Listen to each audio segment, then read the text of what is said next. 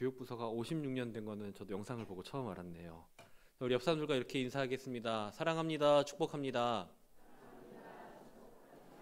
하나님이 당신을 사랑하십니다.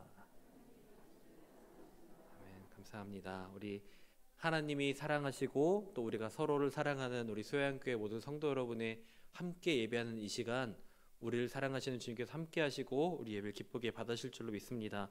특별히 교육위원회 헌신으로 나가는데요, 오늘 말씀의 제목처럼 듣고 행하는 삶에 정말 귀한 본이 되어 주시기를 예수님의 이름으로 축복합니다. 우리는 모두 죄인이었습니다. 그러나 예수님을 만나고 예수님의 은혜를 통해서 그 은혜로 말미암아 믿음으로 의롭다 하심을 얻었습니다. 그러니 우리는 거룩하게 온전한 존재로 살아가야만 할 것 같지만, 그러나 여전히 내 안에 있는 그런 죄된 모습, 죄의 본성이 불쑥불쑥 튀어나올 때마다 우리는 흠칫 놀라게 됩니다.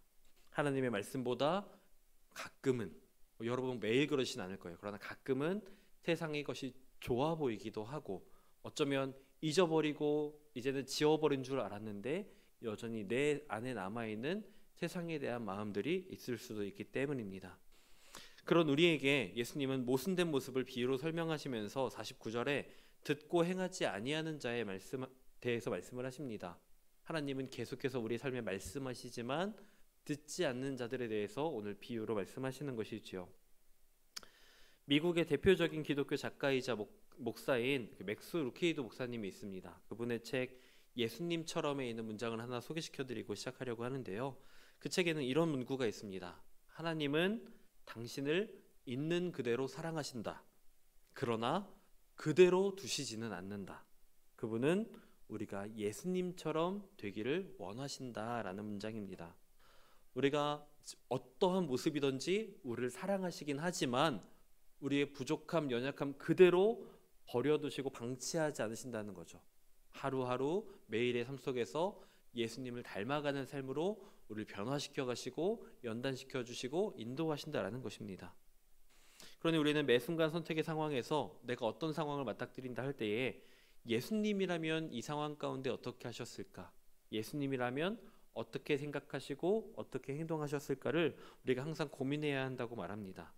그래서 예수님의 제자로서 우리의 삶의 모델은 예수님이 우리의 모델이 되시고 우리 예수님을 쫓아 살아가고 예수님을 닮아가기 위해 노력하는 삶을 살아가고 있는데, 예수님처럼 말씀을 듣고 행하는 삶, 예수님처럼 하나님의 말씀에 순종하는 삶은 결국 우리의 삶에서는 떼어놓을 수 없는, 우리가 반드시 이루어내야 될 삶의 모습이라고 하는 것이지요.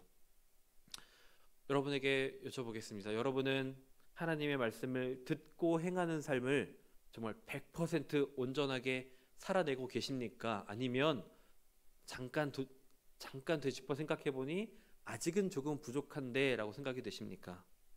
아니면 여전히 그렇게 살기를 다짐하고 실패하고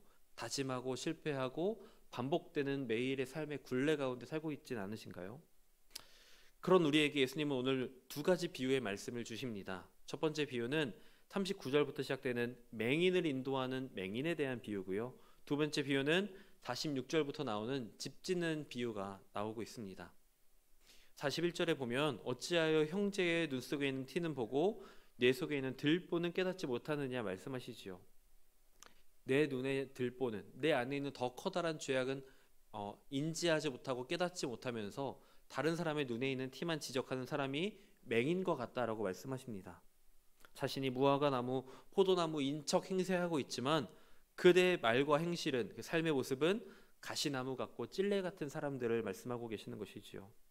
그래서 39절에 보니까 또 비유로 말씀하시되 맹인이 맹인을 인도할 수 있느냐, 둘이 다 구덩이에 빠지지 아니하겠느냐 말씀하십니다. 구덩이에 빠진다고 말합니다. 자기 들보는 보지 못한 채 남의 것들을 보고 지적하는 사람들은 결국 구덩이에 빠진 사람이라고 얘기합니다. 그런데 혼자만 빠지는 것이 아니라 안타까운 것은 나 자신뿐만 아니라 옆에 있는 이들까지도, 주변에 있는 이들까지도 함께 구덩이에 끌고 내려가는 그런 민폐 캐릭터가 된다는 것이지요. 그리고 예수님은 마태복음 23장에서 서기관들의 위선과 가식을 지적하십니다. 화면을 보시면 나오고 있죠. 서기관들과 바리새인들이 모세의 자리에 앉았으니 그러므로 무엇이든지 그들이 말하는 바는 행하고 지키되 그들이 하는 행위는 본받지 말라. 그들은 말만 하고 행하지 아니한다 하였습니다. 자신들은 율법을 실천하지 않으면서 사람들에게는 이것이 율법이야, 이것이 하나님의 뜻이야, 이렇게 살아야 돼 라고 말하고 있었던 서기관들과 바리새인들의 모습을 보여주고 있는 것이죠. 말만 하고 그렇게 살지는 않았던, 살지 못했던 사람들에 대한 이야기입니다. 그들은 자신들만 천국에 가지 못하는 것뿐만 아니라 다른 사람들까지도 천국에 가지 못하게 하는 발목을 잡는 존재들이었다는 것이죠. 모두 구덩이에 끌고 들어가 모두 구덩이에 빠지는 형세가 되는 것입니다. 우리는 말씀을 듣고 깨닫고 기억하면서 다시 한번 삶의 자리로 돌아가면서 나 이런 삶을 살면 안 되겠다, 또는 말씀을 따라 이렇게 말씀대로 살아야지 라고 결단하게 됩니다.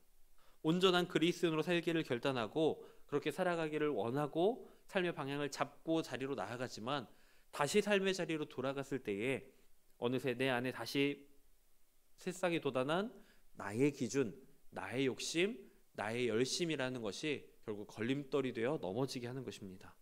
그런 연약함을 이겨내고 살아갈 우리에게 필요한 것 3가지가 있는데요. 첫 번째로는 겸손함입니다. 우리 한번 따라해 보겠습니다.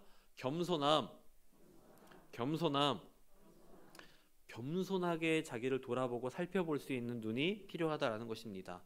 바리새인들은요, 율법에 대해서 너무나도 잘 알았어요. 그런데 내가 그 말씀대로 살아가고 있는가, 내가 정말 하나님의 뜻대로 살아가고 있는가를 돌아보는 것에 대해서는 조금 부족했다라는 것이지요. 오늘 말씀처럼 위선적인 그리스도인은 나뿐만 아니라 다른 이까지도 잘못된 신앙의 길로 이끕니다.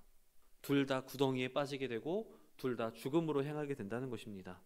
그러니 나 스스로가 먼저 나의 존재에 대해서, 나의 지금 상황에 대해서 인식하고 인지할 수 있는 눈이 필요합니다. 내가 맹인인 것을 깨닫지 못한 채 내가 그냥 나 할 수 있어, 내가 알아서 할게 라고 끌고 나가다 보면 오히려 많은 이들을 더 좋지 않은 곳으로, 죽음으로 이끌고 가게 되는 것이지요. 특히 나의 잘못을 볼 수 있는 눈은 더욱더 많이 필요합니다. 중요합니다. 자기 죄를 돌아볼 수 있어야지만 우리가 죄인인 것을 인지하고 돌이킬 수 있는 것이지요. 그래서 오늘 본문 42절에서 예수님이 말씀하시잖아요. 너는 내 눈 속에 있는 들보를 보지 못하면서 어찌하여 형제에게 말하기를 형제여 나로 내 눈 속에 있는 티를 빼게 하라 할 수 있느냐. 외식하는 자여 먼저 내 눈 속에서 들보를 빼라. 그 후에야 내가 밝히 보고 형제의 눈 속에 있는 티를 빼리라 말씀하셨습니다. 다른 사람의 눈에 있는 티를 발견하려고 그렇게 혈안이 되어 있는 것이 아니라 내 잘못, 나의 죄를 먼저 살필 수 있어야 된다는 것입니다. 내 기준이 아닌 주님의 말씀을 기준으로 자기 자신을 살필 수 있어야 됩니다. 내 기준으로 보면 나에게는 너무나도 관대해지는 것이 사람들의 본성이기 때문입니다. 예수님 또한 하나님의 뜻을 따르며 하나님의 말씀에 기준된 삶을 사셨습니다. 매일매일 사역을 시작하고 마치는 순간에 기도의 자리로 나아가셔서 하나님의 뜻을 구하고 하나님의 음성에 귀를 기울이셨습니다.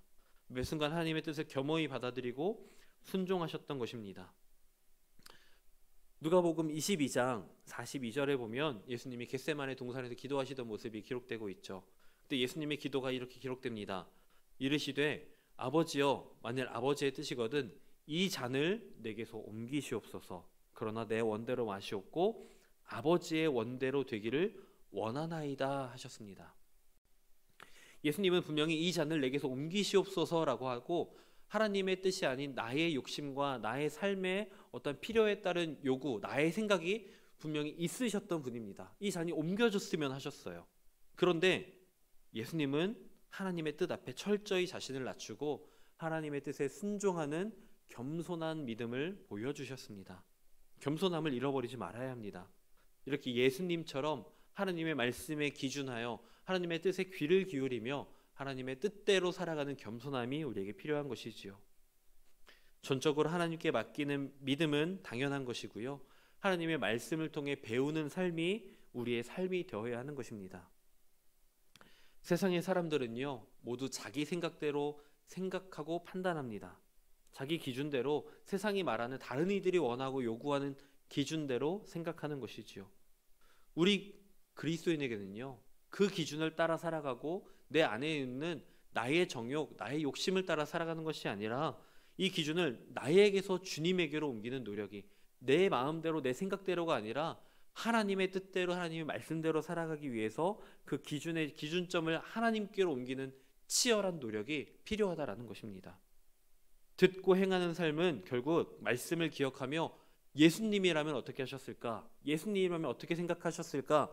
예수님이라면 이 상황에, 이 순간에 무슨 말씀을 하셨고 무슨 선택을 하셨을지를 먼저 묵상하고 한 템포 늦게 예수님의 모습을 생각하며 행동하는 것을 의미합니다. 겸손한 마음, 먼저 나의 잘못, 나의 의가 아니라, 나의 기준이 아니라 하나님의 뜻과 계획에 귀를 기울이는 겸손한 마음이 우리에게 필요한 것이지요. 두 번째는 선한 마음입니다. 온전한 그리스도인으로 살아가기 위해서 우리에게는 선한 마음이 필요합니다. 우리 안에 선한 마음을 품을 때 좋은 열매를 맺을 수 있습니다. 좋은 나무는 좋은 열매를 맺게 되겠지요. 그리스도인으로서는 우리는 더욱더 세상보다 좋은 열매를 맺어야만 할 것입니다. 오늘 말씀 누가복음 6장 44절에서도 예수님은 나무는 각각 그 열매로 안다라고 말씀하셨습니다. 우리 사람도 마찬가지입니다. 삶으로 나타나는 열매를 통해서, 삶으로 나타나는 모습을 통해 이 사람이 좋은 사람인지 어떤 사람인지, 이 사람이 온전한 그리스도인인지를 알 수 있다라는 것이지요. 그런데요, 다 이 교회에 와서 자리에 앉아 있다고 해서, 내가 종교란에 기독교라고 쓸 수 있다고 해서 누구나 다 좋은 열매를 맺는 것은 아니다라는 것입니다. 우리의 실상을 돌아보면요, 이 교회에 나와서 함께 예배하던 사람들이 삶의 자리에서는 세상의 육체의 열매를 맺는 경우들을 보게 됩니다. 삶에서 좋은 열매를 맺지는 못하면서 교회 안에서는요, 진정한 목적은 잃어버린 채 그저 껍데기만 남은 열심으로 사역하는 분들을 가끔 보게 됩니다. 뭔가 열매는 있는 것 같은데 먹지는 못하게 되고, 열심히는 하는 것 같은데 그것이 좋은 열매가 아니라 도리어 사람들에게 상처를 주고 불편함을 주는 모습을 보게 되는 것이지요. 열심히 했는데, 노력을 다했는데, 정말 최선을 다했는데 그분으로 인한 그 사람에게서 나타난 열매가 빛 좋은 게살구가 되어 먹지 못하고 버려지게 된다는 것입니다. 우리가 좋은 열매를 맺어야 되는데, 그럼 좋은 열매는 어디서 나오는가? 바로 선한 마음에서 나온다는 것입니다. 그리고 그 선한 마음은 우리가 가지고 싶다고 가지는 것이 아니라 하나님께서 주시는 것입니다. 성령의 음성을 듣고 그 인도하심을 따를 때 우리 마음은 진정 선한 마음으로 바뀌어질 수가 있습니다. 성령의 도우심으로 선한 마음을 품을 수 있고요. 그 선한 마음을 가지고 말씀에 따라서 삶에서 살아가다 보면, 그렇게 겸손한 마음으로, 선한 마음으로 하나님의 음성에 귀 기울이고 살아가다 보면 어느새 내 말과 행동이 전혀 다른 위선적인 신앙에서 벗어나서 이제는 내가 정말 믿는 신앙대로, 내 믿음대로 살아내는 삶으로 열매를 맺는 그런 삶을 살아낼 수 있다는 것입니다. 말씀대로 살아가는 삶이란 것은, 결국 듣고 행하는 삶이라는 것은 말씀에 순종하고 그 말씀에 내 삶을 온전히 맡길 때 가능하다라는 것입니다. 예수님은 사랑으로 오셔서 사랑으로 열매를 맺으셨습니다. 그 열매를 통해 우리는 죄 사함을 받았고요, 구원받은 주의 자녀가 되었습니다. 예수님께서 순종하셨고 선한 마음으로 그 모든 사역을 감당하셨기에 우리는 구원받은 자녀로서 권리를 누리며 살아갈 수가 있게 된 것이지요. 갈라디아서 5장 19절부터 21절에는 육체의 일, 육체의 열매에 대해서 자세히 기록을 하고 있습니다. 육체의 일은 분명하니 라고 하면서 음행, 더러운 것, 호색, 우상숭배, 주술 등등등 계속 많은 이런 죄악된 것, 육체의 열매에 대해서 이야기를 하는데요, 밑에 이렇게 기록을 하죠. 이런 일을 하는 자들은 하나님의 나라를 유업으로 받지 못할 것이다 라고 이야기합니다. 육체의 열매를 맺으며 살아가는 사람들은 하나님의 나라를 유업으로 받지 못합니다.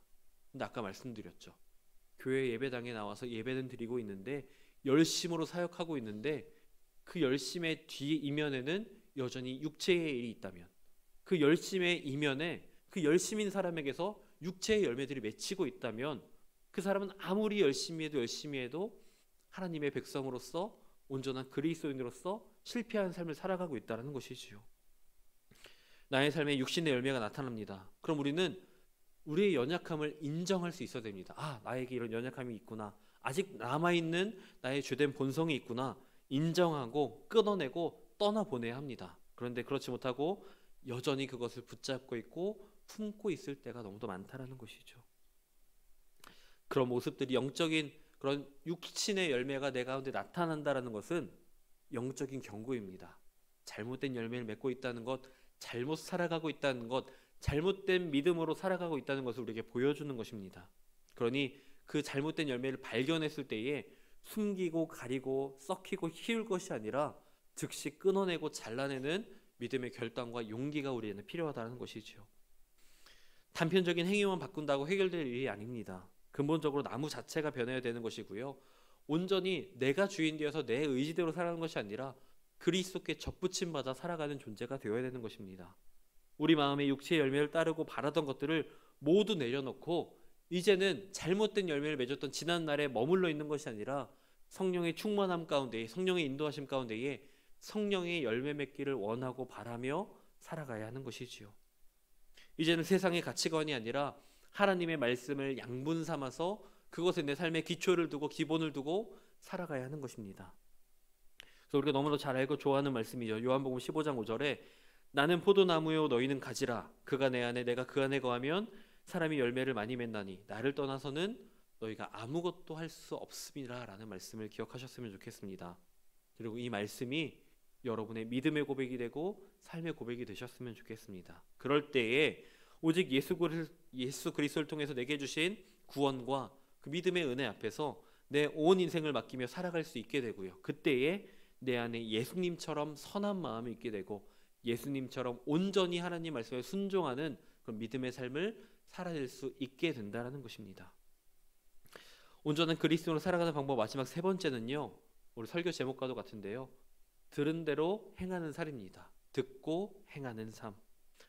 하나님의 말씀을 듣는 것으로 끝나는 것이 아니라 아는 것으로 끝나는 것이 아니라 내 삶으로 살아내야 한다는 것입니다. 본문 6장 46절에 너희는 나를 불러 주여 주여 하면서도 어찌하여 내가 말하는 것을 행하지 아니하느냐 예수님 말씀하시지요.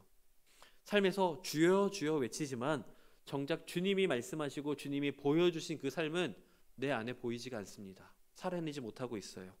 우리의 고백은 드리지만 찬양으로 기도로 하나님 사랑합니다. 주님 주여 나의 구세주 되심을 내가 고백합니다. 하지만 삶의 모습을 돌아보면 어디가 예수님이 주인이신지 과연 예수님이 주인이신 삶이 이것이 맞는지 안타까운 모습이 있다는 것이죠. 정작 말씀해 주신 음성을 듣고 순종하여 따르지 않고 이전에 살던 모습대로 세상과 다르지 않은 모습대로 살아가는 그리스도인들이 너무도 많다는 것입니다. 우리 삶의 기준은 하나님의 말씀이 되어야 됩니다. 세상이 말하는 세상의 기준, 돈이나 명예나 권력이나 이런 것이 아니라 내 안에서 샘솟는 정욕적인 기준들, 음란함이나 그런 권력에 대한 욕심이나 다른 사람들을 빼앗는 그런 것이 아니라 하나님의 말씀이 내 삶의 기준이 되어야 되는 것이지요. 그것이 그리스도인으로 살아가는 우리 신앙의 기초이고 기본이라는 것입니다. 48절에 보면 집을 짓는 비유로 설명하시면서 깊이 파고 주추를 놓는 모습을 말씀하고 계십니다. 땅을 파고 기초를 다지는 일은 생각해보면 너무나도 재미없고 흥미롭지 않은 일입니다. 심지어 집이 완성되고 나면요, 그 얼마나 기초를 열심히 했는가는 겉으로 드러나지 않습니다. 기초를 다지고 세우는 과정이 얼마나 고되고 힘들었는지는 아무도 알아주지 않고 기억해주지 않습니다. 그런데요, 여러분 집을 구해보셨죠? 이사할 때 어떤 것들을 보시나요? 이 집이 주추를 잘 놓았는지 기초를 잘 다졌는지를 보시나요? 아니면 채광이라든가 어떤 역세권이라든가 거리 같은 걸 보면서 구조를 보면서 지금의 보여지는 모습에 집중을 하시나요? 집을 볼 때 우리는 기초에 집중하기보다 지금 현재 보이는 모습에 집중을 하게 됩니다. 완성된 구조를 보고 평가합니다. 이 집이 얼마나 깊이 팠고 기초를 단단히 다졌는지는 아무도 관심이 없습니다. 요즘 이 시대에는 이 기초를 제대로 세우지 않아서, 기초를 제대로 하지 않아서 논란이 되고 있는 많은 사례들이 보여지고 있죠. 아파트들이 멋있게 세워졌는데 겉으로는 이 차이를 알 수가 없습니다. 우리 눈으로 볼 때는 반석 위에 주추를 놓은 집과 흙 위에 세운 집이 지금 당장에는 아무런 차이가 없어 보입니다. 다 멋있어 보이고 잘 지은 집처럼 보이는 것이죠. 하지만 오늘의 말씀처럼 큰 물이 나서 탕류가 부딪힐 때 위기가 찾아올 때에, 어려움이 찾아올 때에 그 기초의 위력이 발휘된다라는 것입니다. 지루하고 미련해 보이지만 말씀대로 살아가기 위해 부단히 노력했던 그 말씀의 기초를, 말씀을 듣고 행하는 삶을 어려워도 하루하루 치열하게 살아냈던 사람들은요, 위기 앞에 흔들리지 않고 무너지지 않는 믿음을 보여줍니다. 아무리 힘들고 어려운 순간에도, 갑작스러운 사건, 사고, 정말 생명을 잃어버리는, 가족을 잃어버리는 위기의 순간 가운데에도 믿음을 잃지 않는 모습을 보여줍니다. 주님이 말씀하시고 알려주시는 방향대로 나아가기만 하면 되는 거예요. 그저 한 걸음 한 걸음 더딘 것 같아도 하나님의 말씀을 의지하여 순종하며 나아가면 그 길의 끝에는 나중에 어떠한 위기에도 흔들리지 않는 믿음의 견고함이 우리 안에 채워져 있다는 것이지요. 비가 오나 눈이 오나 내 생각과 내 마음대로 판단하고 하나님 이 길 아니에요, 하나님 나 이번엔 이쪽으로 갈래요 하는 것이 아니라 그저 순진하게, 어쩌면 바보처럼 그저 말씀을 따라서만 나아가는 순진한 믿음이 우리 가운데 필요하다는 것입니다. 세상을 말씀으로 창조하신 하나님께서 우리 삶에 말씀으로 역사하십니다. 지금도 이 시간 우리에게 말씀으로 역사하고 계세요. 그러니 우리는 다른 것을 쫓고 다른 것을 바라고 다른 것을 따를 것이 아니라 그 말씀을 듣고 그 말씀을 따라 살아가야 하는 것이지요. 여러분, 오늘 예배를 통해, 오늘 오전 예배를 통해 깨달음을 얻고 은혜를 받으셨습니까? 아니신가요? 여러분, 오늘 말씀을 통해 은혜 받으셨습니까? 그러면 이제는 그 말씀을 들은 것에서 끝나는 것이 아니라 살아내기 위한 치열한 노력이라는 숙제가 우리에게, 저와 여러분에게 남아있다라는 것입니다. 그 말씀대로 살아내지 못하기 때문에 교회가, 그리스도인들이 세상 가운데 인정받지 못하고 질타를 받는 것입니다. 저희 집에는요, 호기심이 많고 기운이 정말 차고 넘치는 아들이 하나 있습니다. 웃으시는 분들은 아시는 거죠. 주는 사랑이 많은 아이고요, 또 받고 싶은 사랑이 많아서 표현이 많이 큰 아이입니다. 그런데 생각보다 몸이 먼저 움직일 때가 많아서 많은 사람들에게 어쩌면 불편함을 주기도 하는 아이입니다. 생각한 것과 자기가 먹은 마음과는 다른 결과를 보여줄 때가 있는 것이죠. 그래서 제가 할 수 있는 것, 할 수 없는 것, 해야 되는 것, 하지 말아야 되는 것을 계속해서 알려줍니다. 어제도 알려줬어요. 오늘 할까요, 안 할까요? 해요. 쉽게 바뀌진 않아요. 그런데 포기하지 않고 하나씩 반복적으로 알려주고 있습니다. 쉽게 바뀔 거라고 생각하진 않았는데요. 그런데도 가끔 이 선을 넘을 때, 제가 인정하고 용인할 수 있는 이 선을 넘을 때면 저도 모르게 얼굴이 붉어지고 얼굴은 무섭게 표정을 하고 버럭 소리를 지르면서 혼을 내게 됩니다. 한번 가르쳐준 내용을 한번 딱 기억하고 하지 말고 해야 될 걸 하고 그렇게 살면 좋겠는데 안 되더라고요. 그래서 그렇게 혼을 내고 불편한 마음으로 설교를 준비하러 교회로 내려오는데 하나님 이런 마음을 주셨어요. 태환아, 너는 내가 말한 대로, 내 말씀대로 정말 따라 살고 있냐? 하나님, 제가 방금 하은이를 혼내고 왔는데 제가 혼나야겠네요. 이런 마음이 들더라고요. 아들에게는 아빠가 말했잖아, 아빠가 알려줬잖아, 가르쳐줬잖아, 이렇게 살아야지, 이렇게 해야지라고 말했는데 그리스도인으로서, 한 사람의 그리스도인으로서 저는 하나님 앞에 그렇게 살지 못하고 있더라고요. 사랑하는 성도 여러분, 알기만 하고 행하지 않으면요, 이렇게 됩니다. 하나님의 말씀 앞에 한없이 부끄러운 존재가 돼요. 그리고 위기의 순간에 지금까지 나는 믿음의 존재야, 믿음이 있어라고 생각했던 우리의 그 작은 믿음이 흔들리게 되는 것을 보게 됩니다. 기초가 없으니까요. 우리는 위기가 오기 전에 하나님의 말씀을 듣고 행하는 삶을 살아내야만 합니다. 말씀의 기준을 내 삶에 바로 세워서 기초를 튼튼히 해 나가야 되는 것이지요. 예수님을 보면 예수님은 하나님의 말씀에 철저히 순종하는 삶을 살아내셨습니다. 하나님의 말씀에 순종하셔서 그 뜻에 원하지는 않았지만 감당하기 어려운 그 예수 그리스도의 십자가를 감당하셨지요. 예수님이 정말 내 삶의 주인이 맞으십니까? 여러분의 삶의 주인이 예수님이 맞으세요? 아니면 여전히 순종하지 않고 예수님을 주인이라고 입술로는 고백하지만 삶의 자리로 돌아가서는 여전히 내 생각대로 내 마음대로 살고 있진 않으신가요? 우리 신앙생활은 내 생각대로만 한다면 오히려 해가 될 수 있습니다. 그 방향, 그 기준을 온전하게 하나님 말씀으로 바로잡지 않으면 아무리 내가 열심히 한다고 해서 좋은 열매를 맺지 못하고 그 잘못된 열심이 도리어 다른 사람들을 상처 입히고 구덩 위로 끌고 내려갈 수 있기 때문입니다. 여러분, 우리 인생의 기준은 나입니까? 아니면 하나님의 말씀입니까? 내 인생의 기준이 하나님의 말씀이 될 때 성령님이 그 말씀대로 살아갈 수 있는 힘과 능력을 우리에게 주실 줄로 믿습니다. 오늘 예수님을 닮아가길 원하는 우리 모두에게 하나님께서 겸손한 믿음과 선한 마음을 주시고 들은 말씀대로 살아갈 수 있는 힘과 두려움이 없는 믿음을 주실 줄로 믿습니다. 그래서 믿음으로 붙잡고 말씀으로 듣고 행하는 삶을 살아가기로 결단하는, 그래서 성령의 도우심과 인도하심을 삶에서 충만하게 경험하고 누리시는 저와 여러분, 우리 소양의 모든 성도 여러분 되시기를 주님의 이름으로 축복합니다. 기도하겠습니다.